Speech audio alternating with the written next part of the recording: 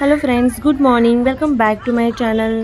तर फ्रेंड्स, आज आपण जाणार आहोत मार्लेश्वर. तर सह्याद्रीच्या कुशीत लपलेला एक सुंदर धार्मिक आणि पर्यटन स्थळाला ते म्हणजे मार्लेश्वर. रत्नागिरी जिल्ह्यातील हे ठिकाण शिवभक्तांसाठी, निसर्गप्रेमींसाठी आणि ट्रेकिंग करणाऱ्यांसाठी अतिशय प्रसिद्ध आहे. तर मार्लेश्वर हे रत्नागिरी जिल्ह्यातील संगमेश्वर तालुक्यात आहे.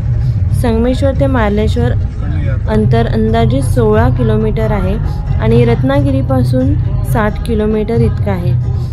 छान असं हिरव्यागार दऱ्या, डोंगर आणि धबधब्यातून जाणारा हा प्रवास खूपच आकर्षक वाटतो.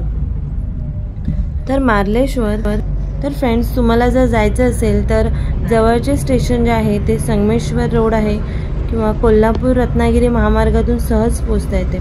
शेवटचे 5 ते 6 किमी डोंगर रस्ता आहे, पण व्यवस्थित छान आणि चांगला आहे.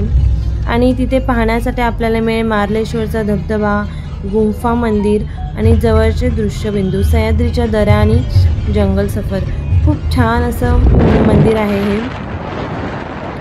तर मित्रांनो, मार्लेश्वर हे रत्नागिरीतील निसर्ग आणि अध्यात्माने भरलेलं एक विलक्षण ठिकाण आहे. आणि इथल्या मी काही स्टोऱ्यासुद्धा ऐकलेल्या आहेत. नवस वगैरेसाठी पण हे जागृत देवस्थान असं मानलं जातं तिकडच्या लोकांसाठी, म्हणजे जागृत देवस्थान आहे. तर फ्रेंड्स, थोडं सर्च केल्याच्या नंतर मला मार्लेश्वर नाव हे का पडले ही एक छोटीशी स्टोरी आहे. मार्ला नावाचा एक साधू या परिसरात तप करत असत.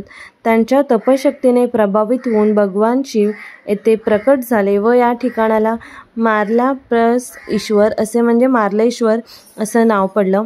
तर काही लोकांमध्ये या मारळी नावाच्या गावावरून पडल्याचेही सांगत असतात.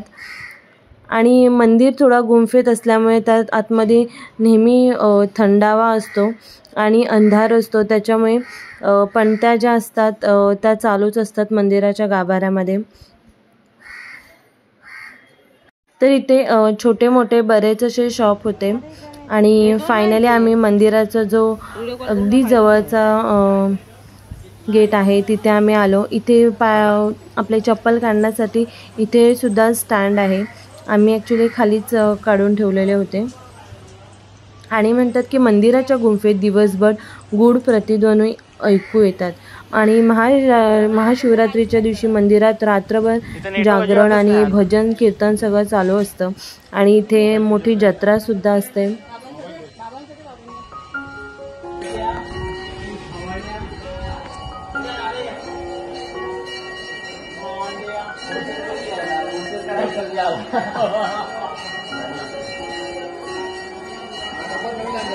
तो धबधबा बघ.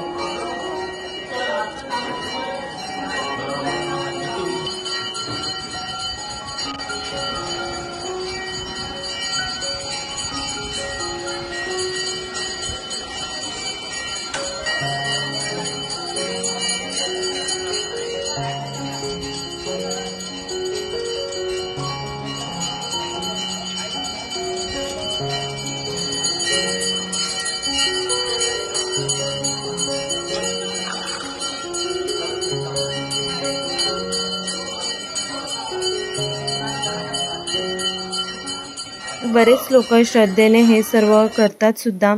तर आम्ही सुद्धा आलो, बापाचं दर्शन वगैरे घेतलं. त्याच्यानंतर ॲक्च्युली ऊन होतं, त्याच्यामुळे आम्हाला, आणि लिली आणि श्रीजा लहानसुद्धा होत्या, त्याच्यामुळे आम्हाला धबधब्याला जायला नाही मिळालं. नेक्स्ट टाईम पुन्हा प्रयत्न करू. तर फ्रेंड्स, छान असं तुम्ही पाहू शकता. पावसाळ्यामध्ये या मंदिराचं जे दृश्य आहे ते खूप अतिशय आगळं वेगळं असतं आणि इतकं छान असतं.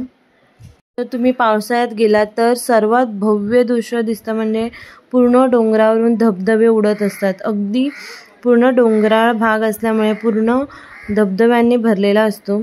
धुक्याने संपूर्ण परिसर जे आहे ते झाकलेलं असतं. पण एवढं की पायऱ्या आणि दगड जे आहेत ते ट्रॅकिंग करताना खूप पाय घसरतात. म्हणजे धबधब्याजवळचा जो पाण्याचा प्रवाह आहे तो सुद्धा जोरात आणि पाणी जास्त असतं. त्याच्यामुळे पावसाळ्यात जर आलात तर आपल्याला काळजी सुद्धा तितकीच घ्यायला लागेल. तर फ्रेंड्स, सह्याद्रीच्या विशाल अशा दऱ्या, पावसात चमकणारे धबधबे आणि गुंफेत वास करणारी अपार शांतता अशी जादू अनुभवायची असेल तर एकदा तरी मार्लेश्वर मंदिराला नक्की भेट द्या. आणि तुम्हाला जर माझी व्हिडिओ आवडली असेल तर प्लीज लाईक करा, कमेंट करा, शेअर करा आणि माझ्या चॅनलला सबस्क्राईब करा. तर फ्रेंड्स, इथे आल्याच्यानंतर अजून एक गोष्टीची काळजी घ्यायची असते, ते म्हणजे तुमच्या हातात खाऊच्या पिशव्या ठेवायच्या नाही. माकड येऊन घेऊन जातात, अगदी काढून घेऊन जातात त्याच्यामधून. पाण्याची बॉटल नाही घेत, पण कोल्ड्रिंक वगैरे असेल ना, त्यांना बरोबर कळतं. पाण्याची बॉटल बाजूला ठेवून कोल्ड्रिंक, चिप्स वगैरे जे असतं तेच अगदी उचलून घेऊन जातात. त्याच्यामुळे या गोष्टीची सुद्धा तुम्हाला काळजी घ्यायची आहे.